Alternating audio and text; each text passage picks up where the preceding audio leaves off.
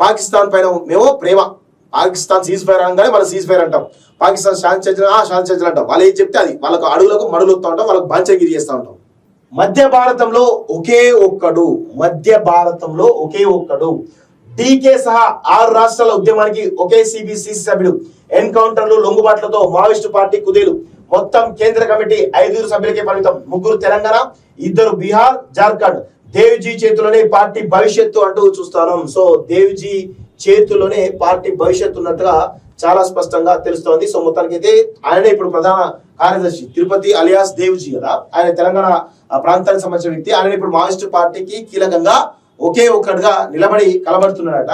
Operation Kagar లో భాగంగా వరుస ఎన్కౌంటర్లతో మావోయిస్టు పార్టీ బలహీన పడింది. ఇది వాస్తవం.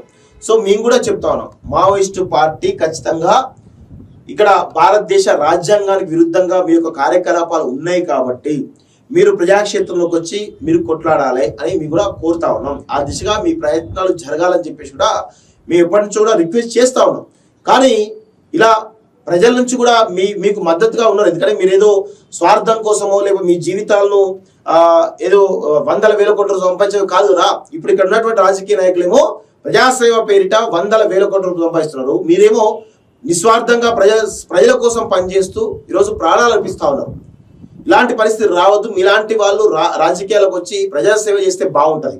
సో ఇంకొక విషయం ఏంటంటే, మావోయిస్టు పార్టీ మేము సీజ్ ఫైర్ అని చెప్పేసి చర్చలు సిద్ధమని చెప్పేసి చెప్తున్నప్పటికీ కూడా ఈరోజు కేంద్ర ప్రభుత్వం పాకిస్తాన్ చెప్తేనేమో సీజ్ ఫైర్ అన్నది, ఆ తర్వాత వాళ్ళతో శాంతి చర్చలు చేసింది. కనీసం మావోయిస్టు పార్టీ చెప్తే శాంతి చేసింది. అంటే కేంద్ర ప్రభుత్వానికి, ముఖ్యంగా అమిత్ షా మోడీలకు పాకిస్తాన్ పైన ప్రేమ ఉన్నది, కానీ మావోయిస్టుల పైన కనీసమైనటువంటి కనికరం, జాలి, దయ కూడా లేదు అనేది చాలా స్పష్టంగా అర్థమవుతుంది. వాళ్ళు చెప్తా ఉన్నారు, మేము చర్చలకు సిద్ధంగా ఉన్నాం, మేము ఆయుధాలు వదిలేయడానికి సిద్ధంగా ఉన్నామని చెప్పినప్పుడు కూడా అమిత్ షా మాత్రం ఈరోజు ఈ మావోయిస్టు పార్టీ అంతం చేయాలి, ఎట్టి పరిస్థితులను ఛత్తీస్గఢ్ అడవిలో చెరబట్టాలని చెప్పేసి కూడా ఈరోజు దుర్మార్గంగా వ్యవహరిస్తున్నాడు కదా. ఇది చాలా దుర్మార్గమైనటువంటి విషయం. భారత కేంద్ర హోంశాఖ మంత్రి మోడీ, అమిత్ షా, మోడీ ఇద్దరు కూడా కలిసి ఈరోజు దేశంలో ఉన్నటువంటి ఈ దేశ ప్రజలని పిట్టల్లా కాల్చి చంపుతా ఉన్నారు. ఇది ఎంత దుర్మార్గం ఒకసారి ఆలోచించండి.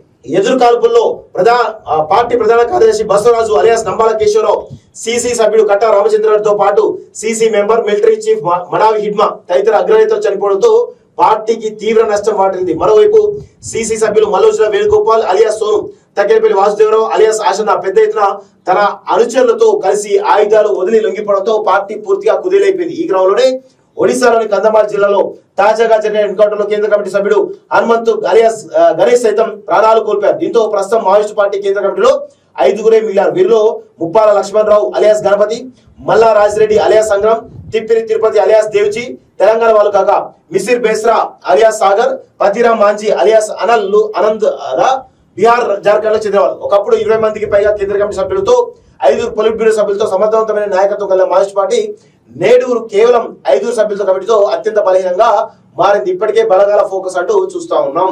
మావోయిస్టు పార్టీలో ఈరోజు కొంతమంది కీలకమైన వ్యక్తులు ఇస్తున్నటువంటి సమాచారంతోనే, కొంతమంది లొంగిపోకముందు, లొంగిపోయిన తర్వాత కూడా ఇచ్చే సమాచారంతోనే కీలకమైన మావోయిస్టు నేతలందరూ కూడా ఈరోజు చంపబడ్డారు అనేది చాలా స్పష్టంగా అర్థమవుతోంది.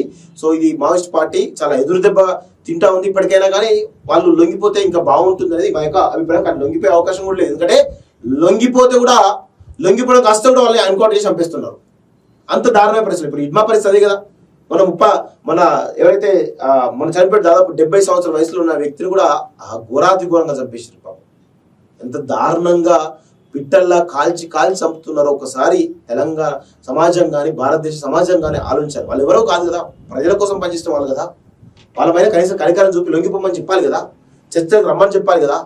ఎంతో మంది ఉన్నారు కదా పౌర సంఘాల నాయకులు, వాళ్ళతో కలిసి చర్చ చేస్తే అసలు వాళ్ళు వస్తారో రాదో తెలుస్తుంది. దాని తర్వాత కదా చర్చలు చేసిన తర్వాత కదా, వినకపోతే మీరు ఎన్కౌంటర్ చేయాలి. పాకిస్తాన్ పైన మేము ప్రేమ, పాకిస్తాన్ సీజ్ ఫైర్ అనగానే మనం సీజ్ ఫైర్ అంటాం, పాకిస్తాన్ శాంతి చర్చలు అంటాం. వాళ్ళు ఏం చెప్తే అది వాళ్ళకు అడుగులకు మడులు వస్తూ ఉంటాం, వాళ్ళకు బాంచగిరి చేస్తూ ఉంటాం. కానీ ఈ దేశంలో ప్రజల కోసం పనిచేస్తున్నటువంటి వాళ్ళని మాత్రం ఈరోజు ఇంత దారుణంగా చంపుతా ఉంటే ఎంత ఆవేదన ఉంటుంది భారతదేశ ప్రజలకు, మాలాంటి వాళ్ళకి.